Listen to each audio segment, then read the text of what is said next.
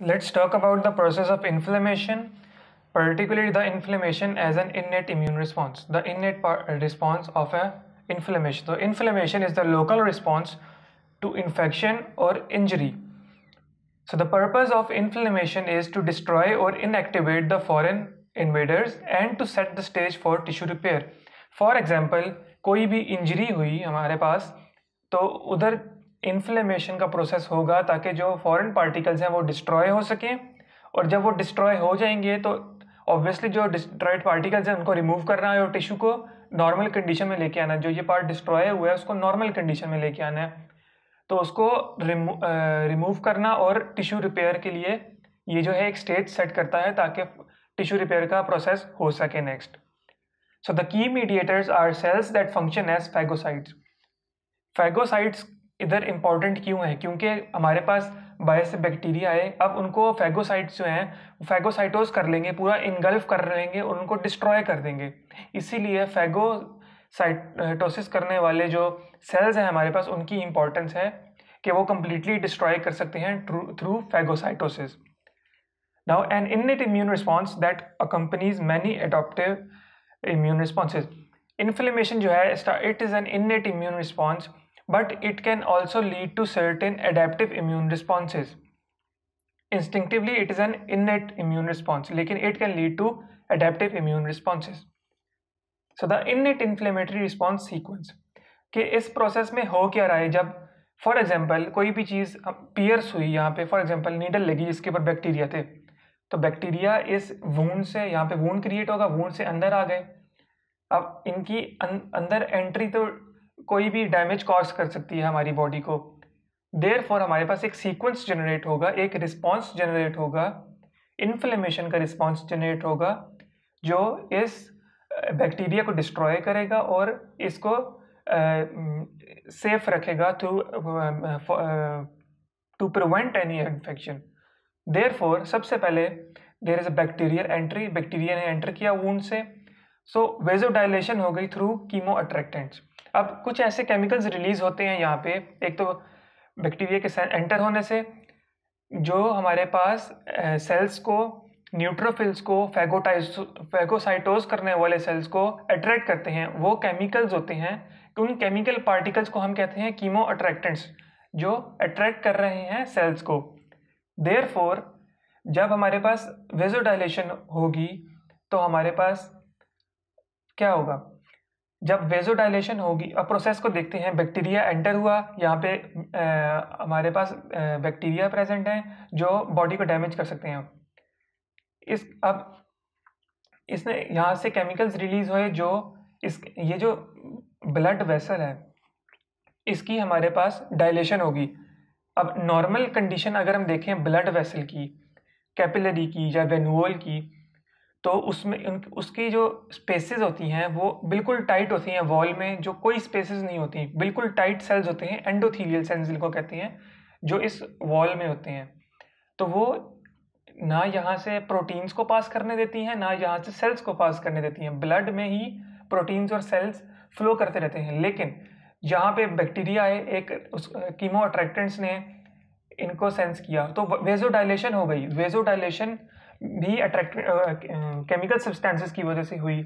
तो वेजोडाइलेशन का फ़ायदा ये हुआ कि यहाँ पे हमारे पास जो प्रोटीन्स थे, एक तो वो यहाँ पे इंटरस्टिशियल स्पेस में चले गए, जो सेल्स के अराउंड स्पेस होती है उसको इंटरस्टिशियल स्पेस कहते हैं। तो यहाँ से प्रोटीन्स भी चले गए, यहाँ से न्यूट्रोफिल्स भी निकल के चले गए इन दिस इंटरस्टिशियल स्पेस। उसके बाद इसको हम कह रहे हैं diapedesis. Diapedesis movement of cells, neutrophils, leukocytes, white blood cells from the blood vessel to the interstitial space. ये एक प्रॉपर स्टेप वाइज प्रोसेस है, इसको हम डिस्कस करेंगे आगे। सो इसको हम जनरली कह रहे हैं कि दिस इज डायपेटिसिस, इस मूवमेंट। अब यहाँ पे हमारे पास न्यूट्रोफिल्स चले गए। न्यूट्रोफिल्स जो हैं उन्होंने जाके इनगल्फ किया बैक्टीरिया को, उसको सराउंड किया, इनगल्फ किया और उसको डिस्ट्रॉय कर दिया ताकि वो बॉडी को डैमेज ना कर दे सके। तो हमारे पास जो है वो रिस्क फैक्टर ख़त्म हो गया। नाउ अब कैपिलरीज जो हैं वो नॉर्मलाइज हो जाएंगी और जो न्यूट्रोफिल्स हैं वो इन्फेक्शन को क्लियर करेंगे, इसको जो है कम्प्लीटली प्रोसेस करेंगे और फिर यहाँ से जो है कैपिलरीज जो हैं वो दोबारा कॉन्ट्रैक्ट हो जाएंगी, वेजो डायलेशन जो है कैपिलरीज की वो ख़त्म हो जाएगी और नॉर्मल स्टेट में आ जाएगी। अब सिम्टम्स जो हैं इन्फ्लेमेशन के हमने यूजुअली नोटिस किया होगा। फॉर एग्जांपल हमें कोई इंसेक्ट बाइट करता है, मॉस्किटो या कोई भी इंसेक्ट हो, तो वहाँ पे एक इन्फ्लेमेशन होती है, उनको उसको हमने जनरली देखा है, there is a swelling, it is accompanied with heat. वो अगर वहाँ पे हीट भी होती है, that is usually more hot than the rest of the body, और वहाँ पे हमें दर्द भी हो रही होती है। फॉर एग्जांपल अगर मॉस्किटो बाइट की बात करें, और there is a local redness too, वहाँ पे लोकल रेडनेस भी होती है। सो ये सिम्टम्स हैं इन्फ्लेमेशन के, और this is a physiological process, मतलब एक नॉर्मल प्रोसेस हो रहा है बॉडी में to prevent any sort of damage by the bacteria, by the pathogens. So the cause is the chemical mediators. अब ये जो सिम्टम्स कॉज हो रहे हैं ये केमिकल मीडिएटर्स जो हैं, केमिकल हमने कहा कि जो हमारे पास केमिकल मीडिएटर्स, केमिकल्स प्रेजेंट हैं, केमिकल मॉलिक्यूल्स प्रेजेंट हैं यहाँ पे जो सारा इन्फ्लेमेशन का प्रोसेस करवा रहे हैं, उसकी उनकी वजह से this symptoms are being visible. अब अगर बात करें मीडिएटर्स की तो हमारे पास उनकी टाइप्स भी हैं। सबसे पहले multiple mediators can cause one event of inflammation. Inflammation के इवेंट्स हमने देखे, vasodilation, diabetes, and then there is normal. एक और भी ये प्रोसेस है कीमोटैक्सिस, वो अभी आगे जाके डिस्कस करते हैं। फर्स्ट ऑफ ऑल एक जनरल ओवरव्यू ले लिया हमने, मीडिएटर्स की बात कर रहे हैं।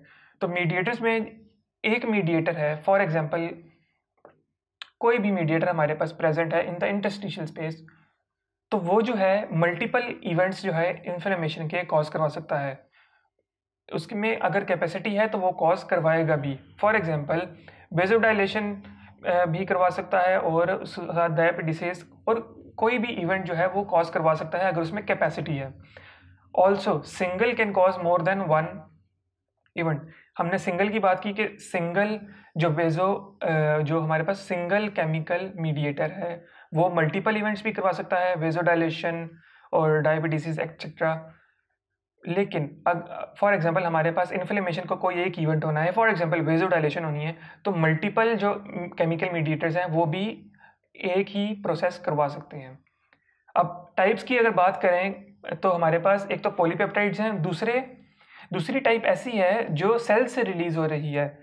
फॉर एग्जांपल मास्ट सेल्स या न्यूट्रोफिल्स, जो हमने कहा न्यूट्रोफिल्स गए इंटरस्टिशियल स्पेस में, उन्होंने वहाँ जाके मीडिएटर्स प्रोड्यूस किए। तो मीडिएटर्स की दो टाइप्स हैं, एक तो पॉलीपेप्टाइड मीडिएटर्स हैं जिनमें काइनिन्स आ जाती हैं, ब्रेडिकाइनिन्स एक्सेट्रा।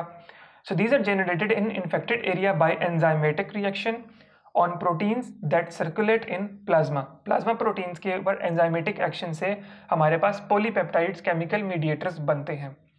सो हमने जब बात की थी कि जहाँ से प्रोटीन्स निकल के यहाँ पे आएंगे तो वो सिर्फ इसलिए है उनके ऊपर एंजाइमेटिक रिएक्शंस होंगे और वो हमारे पास फर्दर केमिकल मीडिएटर्स प्रोड्यूस करेंगे, पॉलीपेप्टाइड केमिकल मीडिएटर्स प्रोड्यूस करेंगे, जिनका फर्दर एक फंक्शन होगा किसी और चीज़ को, किसी और प्रोसेस को करवाना या किसी और चीज़ को अट्रैक्ट करवाना, वो भी कीमो अट्रैक्टेंट्स हो सकते हैं। Now the cells released mediators, ऐसे मीडिएटर्स जो सेल से रिलीज हो रहे हैं। फॉर एग्जांपल इन्फेक्टेड एरिया की अगर बात करें, जो इन्फेक्टेड एरिया में इंटरस्टिशियल स्पेस में हमारे पास मीडिएटर्स सेल्स प्रेजेंट हैं, वो सेल्स जो हैं मीडिएटर्स प्रोड्यूस करवा सकते हैं। For example mast cells, mast cells की हमने फर्स्ट लेक्चर में बात की थी। The mast cells are present in the interstitial space और not in the blood. So एक तो फॉर्म ये होगी जो इन्फेक्टेड एरिया पे सेल्स प्रेजेंट हैं वो रिलीज कर रहे हैं, दूसरे जो हैं हमारे पास एंटर ड्यूरिंग इन्फ्लेमेशन न्यूट्रोफिल्स। अब दूसरे सेल्स ऐसे हैं, फॉर एग्जांपल न्यूट्रोफिल्स जो ब्लड से आए हमारे पास इन द इंटरस्टिशियल स्पेस, उन्होंने इंटरस्टिशियल स्पेस में आके फिर रिलीज किया वो केमिकल मीडिएटर। पहले जब ब्लड में थे तब वो नहीं कर सकते थे, जब वो इंटरस्टिशियल स्पेस में आए तब उन्होंने रिलीज किया। तो दो तरह के फॉर्म्स हो गए सेल रिलीज्ड मीडिएटर्स, एक तो वो जो पहले से इन्फेक्टेड एरिया में प्रेजेंट है, दूसरे जो ब्लड से ट्रैवल करके आ रहे हैं। अब अगर बात करें bacterial infection can lead to inflammation, और हम यहाँ पे एक लोकल बात कर रहे हैं, मतलब यहाँ पे बैक्टीरिया है तो ये एक लोकल एरिया है। बैक्टीरिया जो है यहाँ से अगर वो कम्प्लीटली डिस्ट्रॉय ना हो तो यहाँ से वो ब्लड स्ट्रीम में एंटर करके बॉडी के किसी भी टिश्यू में, किसी भी ऑर्गन में जा सकता है। तो वो जो है उसको हम कहते हैं दैट इज अ ब्लड या lymph born inflammation, that can cause a blood और लिम्फ बॉर्न इन्फ्लेमेशन। लिम्फ भी जो है ब्लड की तरह, उस वेसल्स होती हैं उस सिस्टम की, लिम्फेटिक सिस्टम की वेसल्स होती हैं, वो भी सर्कुलेशन के से रिलेटेड होती हैं। तो इन दोनों से ट्रैवल करके बैक्टीरिया किसी और जगह पे जा सकता है और वहाँ पे भी फिर इन्फ्लेमेशन कॉज होगी, ताकि पता चले कि body is fighting an infection. अब अगर हम स्टेप्स की बात करें, सीक्वेंस की अगर हम डिटेल्स की बात करें, वेजोडाइलेशन, डायबिटीज, कीमोटैक्सिस एक्सेट्रा, सबसे पहले हमारे पास बैक्टीरिया एंटर हुआ तो हमारे पास वेजोडाइलेशन का प्रोसेस हुआ। केमिकल मीडिएटर्स रिलीज हुए that led to the dilation of the micro circulation vessels. Micro circulation हमारे पास सीवीएस में हमने पढ़ा था, दैट इंक्लूड्स हमारे कैपिलरीज, वेन्यूल्स और द आर्टेरियोल्स। यहाँ पे micro circulation is in vessels are the ones that are involved are capillaries and venules. So ये जो माइक्रो सर्कुलेटरी वेसल्स हैं डायलेट होती हैं। डायलेट हमने क्यों कहा? ताकि उसमें से प्रोटीन्स निकलें, सेल्स निकलें। जब डायलेट होंगी परमिएबिलिटी इंक्रीज हो गई। When the permeability increases, plasma protein cross the endothelium. Plasma protein, अब हमारे पास वॉल है, वॉल में सेल्स प्रेजेंट है एंडोथीलियम के, यहाँ पे ब्लड फ्लो कर रहा है, यहाँ पे इंटरस्टिशियल स्पेस है। अब अगर हम देखें तो यहाँ पे सेल्स जो हैं उन्होंने पास करना है, लेकिन जब ये जो हमारे पास सेल्स होते हैं एंडोथीलियल सेल्स, ये जो मीडिएटर्स प्रेजेंट हैं यहाँ पे, जो बैक्टीरिया के आने से भी स्टिमुलेट हुए, फॉर्म हुए, तो जो इंटरस्टिशियल स्पेस में हमारे पास मीडिएटर्स प्रेजेंट हैं वो इस वॉल को वेजो डायलेट करवाते हैं। इस वॉल की वेजोडाइलेशन कैसे हो रही है? जो इस वॉल के सेल्स हैं, दो सेल्स अब जॉइंट हैं बिल्कुल, उसमें से पास नहीं कर सकता हमारे पास कोई भी अंदर से ब्लड से हमारे पास सेल या केमिकल प्रोटीन। तो हमारे पास अगर सेल्स, जो हमारे पास मीडिएटर्स होंगे वो सेल्स को कॉन्ट्रैक्ट करवाएंगे। जब सेल्स कॉन्ट्रैक्ट होंगे तो ये एक स्पेस डेवलप हो गई बीच में दोनों के, इंटरस्टिशियल स्पेस और ब्लड के दरमियान। तो जब ये स्पेस डेवलप होगी, यहाँ से प्लाज्मा प्रोटीन्स भी पास कर जाएंगे और हमारे पास दूसरा जो न्यूट्रोफिल्स हैं वो भी पास कर जाएंगे। तो फर्स्ट स्टेप और एक बहुत वाइटल स्टेप है कि वेजोडाइलेशन कैसे हो रही है? Through the contraction of the endothelial cells.